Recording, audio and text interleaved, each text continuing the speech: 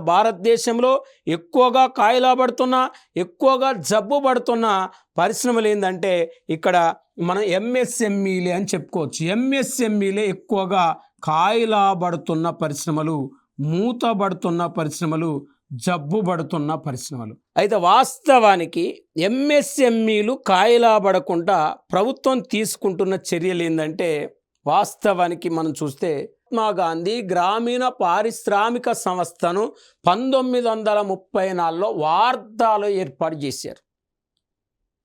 చూడండి, 1934లో వార్ధాలో మహాత్మా గాంధీ గ్రామీణ పారిశ్రామిక సంస్థను ఏర్పాటు చేసి చిన్నతర పరిశ్రమలకు కావాల్సిన ప్రత్యేక ఆర్థిక సహకారం అందిస్తున్నారు.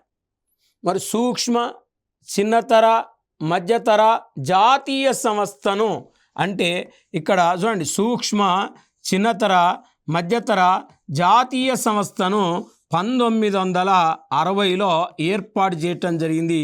ఈ సూక్ష్మ, చిన్నతర, మధ్యతర జాతీయ సంస్థ 1962 నుంచి హైదరాబాద్ కేంద్రంగా 1962 నుంచి హైదరాబాద్ కేంద్రంగా పనిచేస్తుంది.